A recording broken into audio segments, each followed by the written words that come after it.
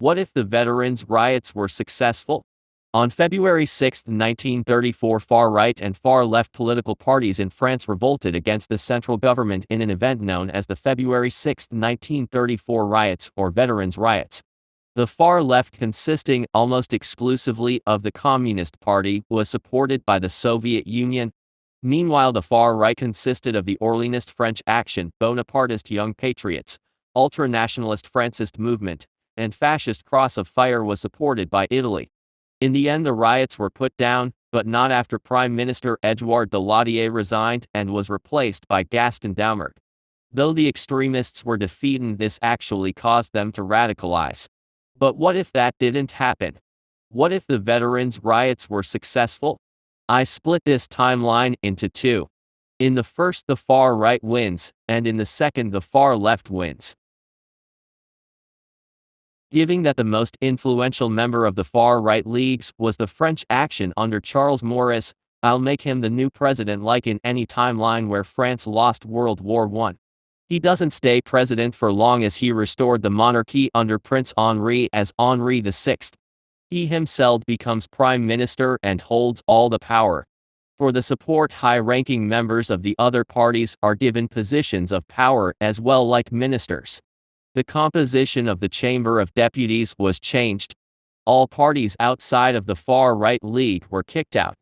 The French Action holds 403 out of the 605 seats, so 2/3, and the remaining 202 seats were given to the Young Patriots, Francist movement, and Cross of Fire, with the Young Patriots getting 81, the Francists 62, and the Cross of Fire 59 seats. The Kingdom of France would seek approachment with fellow nationalist countries in Europe, namely Italy and Germany.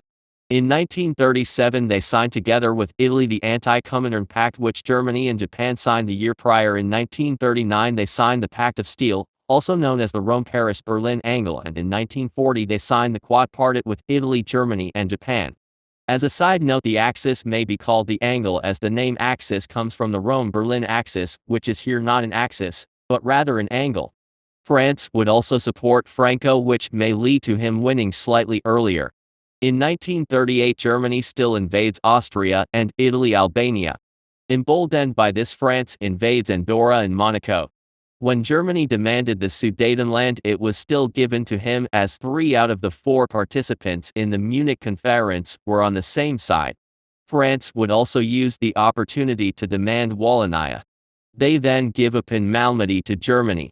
In 1939, Germany would invade Czechoslovakia and France Belgium, proving appeasement to be a failure. France annexes Flanders as well, and Germany establishes a protectorate in Bohemia and Moravia, and a friendly regime in Slovakia, while Hungary got Carpathia. In 1939, Germany invades Poland together with the Soviet Union, starting the Second World War. They then invade Denmark, Norway, Luxembourg, and the Netherlands to deny the British any landing spot. In 1940, Italy and France would join the war, but their combined naval efforts are still no match to the Royal Navy. Heck, even if you include just the Home Fleet, Atlantic Fleet, and Mediterranean Fleet, the Royal Navy would still manage to get out on top.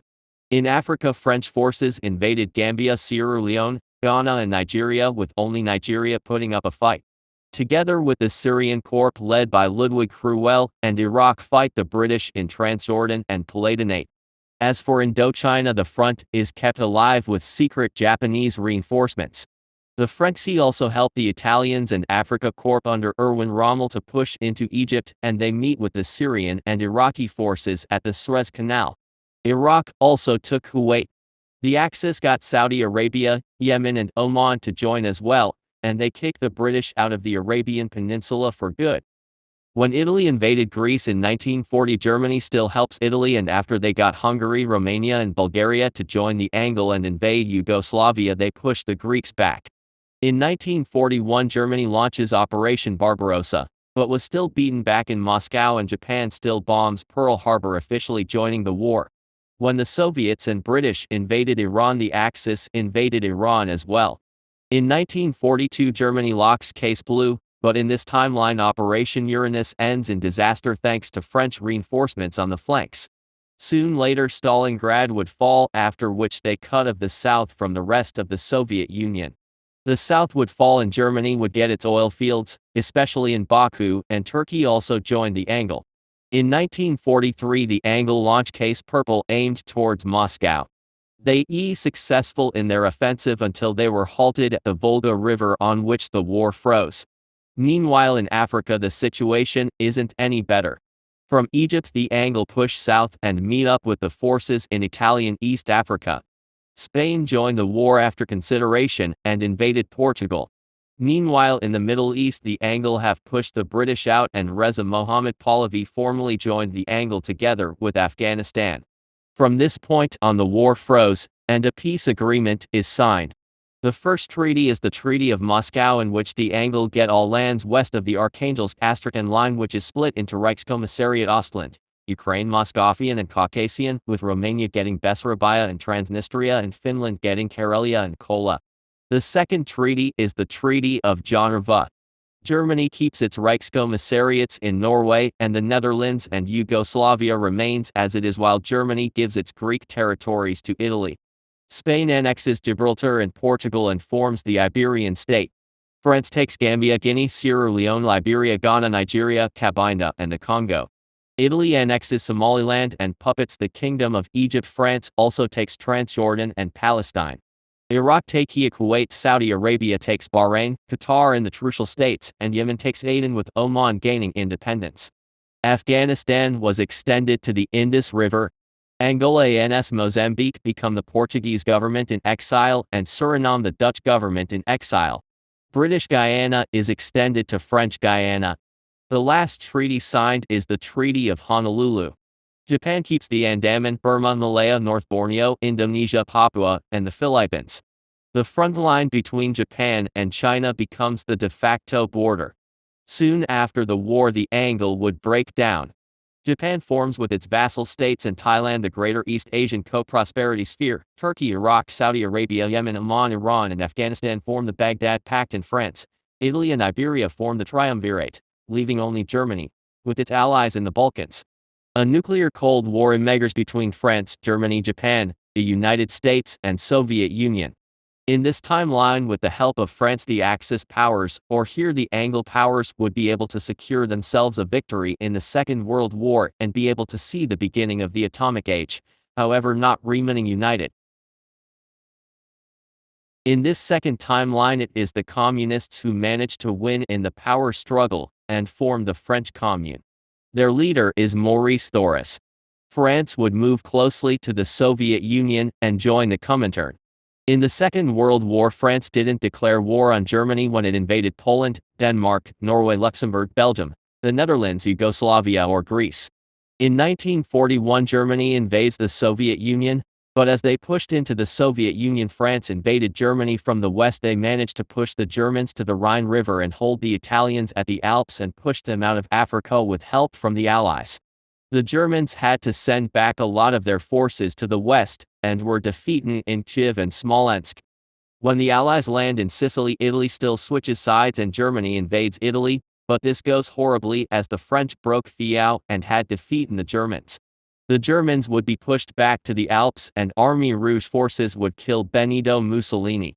In 1942 the Soviets launch Operation Bagration which pushes the Germans all the way to the Oder River while France pushed Germany to the Elbe. In 1943 the Soviets and French would rush to Berlin with the Soviets just barely managing to beat out the French. That same year Japan would fall as well. France would annex Luxembourg, Belgium, the German Rhineland, and Limburg while the Soviets kept Crécy. Germany is then split into the Prussian Democratic Republic which is a Soviet vassal state, and Danubian Federation, and Hanoverian People's Republic which are French vassal states. The Socialist Republic of Italy, Republic of Denmark would become French vassal states as well while the Soviets still puppet Poland, Czechoslovakia, Hungary, Romania, Bulgaria, but also Greece. The Allies just got southern Italy which becomes the Kingdom of Italy and Norway.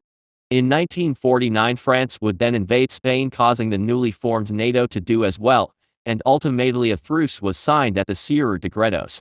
North of it France formed the Socialist Republic of Spain, and south of it the West formed the Spanish Third Republic which joined NATO.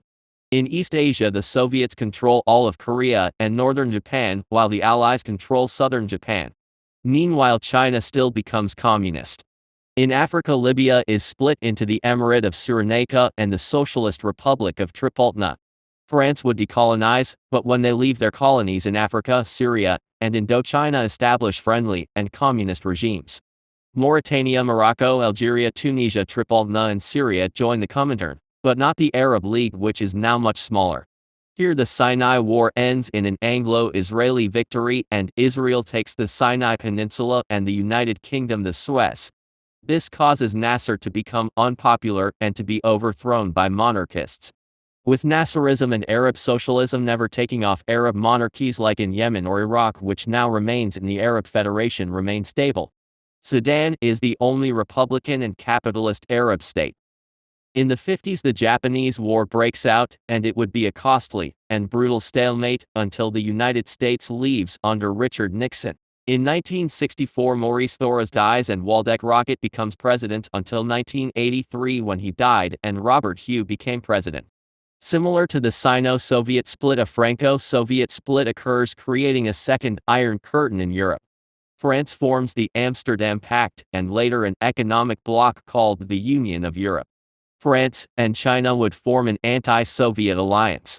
After the Soviets helped the Ethiopians in the Ogaden War, France would send help to Somalia, who would then win and take the Ogaden. Ethiopia then collapsed into anarchy, with Eritrea declaring independence, but being recognized by literally no country. In 1991, the Soviet Union still collapses, and the Warsaw Pact countries and Soviet republics gain independence. Fearing to be overthrown, the communist regimes seek help from France, and would join the Amsterdam Pact and WoA. France also helped Yugoslavia to win the Yugoslav Wars, and they would then join the French as well. From the former Soviet Union emerges the capitalist and pro-US Collective Security Treaty Organization and Commonwealth of Independent States, which every ex-Soviet country, including the Baltics, join. In this timeline, communism rules over most of Europe, bearing the Nordics, British Isles, Portugal, Turkey, and southern Spain, and Italy, and later, ironically, the former USSR. Communism also rules supreme in all of East Asia.